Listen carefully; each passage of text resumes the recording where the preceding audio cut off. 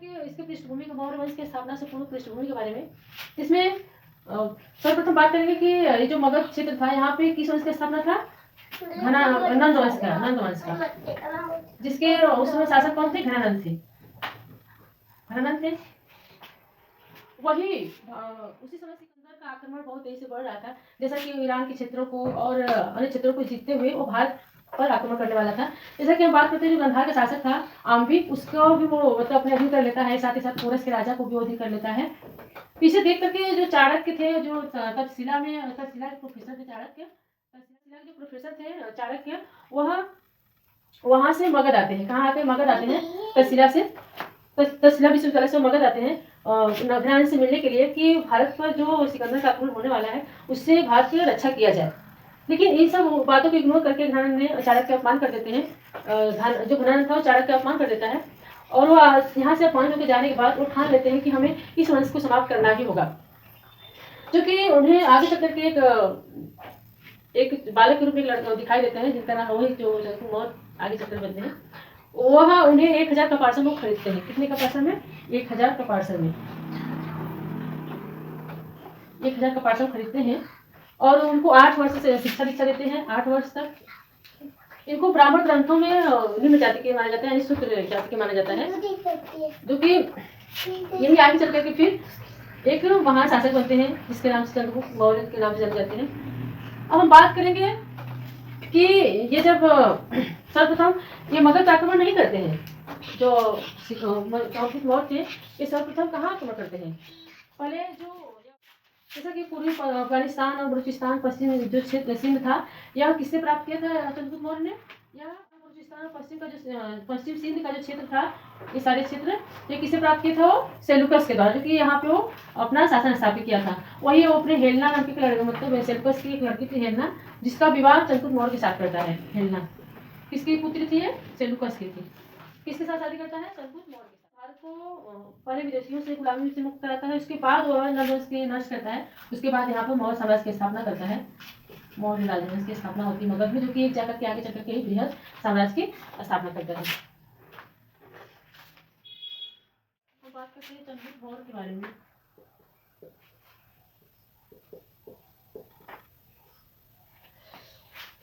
यह मौर्य वंश की स्थापना कब करते हैं? 322 ईसा पूर्व में करते हैं। इन्हें माना जाता है, इसको चंद्रगुप्त मौर्य कहा जाता है और इनको एंड्रोक्रेट्स और सेंट्रोक्रेट्स नाम से भी जाना जाता है। जैसे कि एंड्रोक्रेट्स नाम से जो कहते हैं कि एंड्रोक्रेट्स हैं, वो प्लूटार्क और एपीएस द्वारा कहा था कि एंड्रोक्रेट्स नाम जाने जाते हैं। वही बात करते हैं सेंट्रोक्रेट्स के नाम से जो जाने जाते हैं चंद्रगुप्त मौर्य को, तो कौन कौन सेंट्रोक्रेट्स कहते हैं? मेगास्थनीज कहते हैं, स्ट्रॉबे कहते हैं, जस्टिन कहते हैं, ये सब बताते हैं कि सेंट्रोक्रेट्स नाम जाने जाते थे। किस प्रकार से वो इन्हें एक निम्न मतलब ब्राह्मण ग्रंथों के अनुसार इन्हें निम्न जाति क्या, निम्न जाति क्या बताते हैं, जो कि बौद्ध ग्रंथों में इन्हें क्षत्रिय जाति बताया जाता है। चंद्रगुप्त मौर्य का जो शासन, जो उसका राज्य क्षेत्र जो था, वो बंगाल की खाड़ी से लेकर के आपका अरब सागर तक था। वही बात करते हैं अगर उनके यहाँ कर्नाटक से लेकर के आपका कर्नाटक से लेकर के हिंदुकुश पर्वत तक था। इस प्रकार से इनके राज्य विस्तार थे और कहा जाता है कि सिंधु क्षेत्र से लेकर के गंगा घाटी तक इनके राजनीतिक प्रभाव थे यहाँ पे। यानी कहने का मतलब एक बृहद साम्राज्य की स्थापना इस चंद्रगुप्त के द्वारा किया गया था। प्रजा हितैषी शासक थे, जैसे कि इनके वहाँ स्थान जो गौरव अभिलेख से प्राप्त होता है, साक्ष्य प्राप्त होता है कि यह जनता के लिए राशनिक प्रणाली की व्यवस्था किए थे, जिससे कि अगर यदि अकाल पड़ता है तो वो उसके लिए भोजन उपलब्ध करा सके। साथ ही साथ पशुधन विकास के भी बहुत सारे प्रावधान किए थे। किस प्रकार से एक महत्वपूर्ण शासक थे चंद्रगुप्त मौर्य का जो राजधानी थी, है जो शासक कहाँ करते थे? मगध करते थे। राजधानी क्या थी? पाटलिपुत्र थी। और यह अपने राज सिंहासन को अपने बेटे बिंदुसार को दे करके वह कहाँ चले जाते हैं? मैसूर चले जाते हैं, जो एक श्रवण बेलगोला नामक स्थान पे। यहाँ पे आकर के वह भद्रबाहु का, जो कि भद्रबाहु के शिष्य थे और जैन धर्म ग्रहण किए थे, और यहाँ चले जाते हैं और यहाँ पे वो सरलेखना पद्धति के द्वारा अपने प्राण को त्याग देते हैं। तो इस प्रकार से चंद्रगुप्त मौर्य थे एक महत्वपूर्ण शासक थे और एक जैन ग्रंथ को भी अपनाए हुए थे। टाइम पीरियड कितना है 298 से लेकर के 273 BC तक। और इनकी माता का नाम था दुधना, का नाम था क्या था दुधना है, इनके पिता मोर थे, इनकी माता का नाम दुधना था। और इनको अन्य नाम से जाने से अमित घात और सिंहसेन नाम से भी जाना जाता है। इनके शासनकाल में एक विदेशी आया था जिसका नाम था डायमिकस। क्या था? डायमिकस। ये विदेशी राजदूत थे। वही अगर हम बात करते हैं मेगास्थनीज का, मेगास्थनीज जो था वो चंद्रगुप्त मौर्य के शासनकाल में एक प्रथम राजदूत आए थे।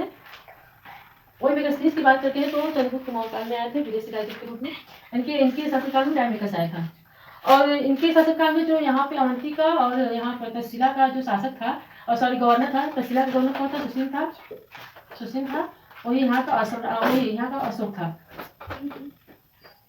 यहाँ पे जो विद्रोह एक बार की बात है, यहाँ पे विद्रोह हुआ था तो यहाँ पे अशोक सुशील में इस समस्या को हल नहीं कर सका, तो अशोक ने इस समस्या को हल करने के लिए वहाँ पे भेजा गया, जो कि उसे हल भी किया समस्या को। तो इस प्रकार से हम लोगों ने, और एक बात और है कि बिंदुसार की जो मानी जाती है कि बिंदुसार की सबसे बड़ी मंत्रिपरिषद मानी जाती है, जिसमें सदस्य कितने थे? 5 सदस्य थे।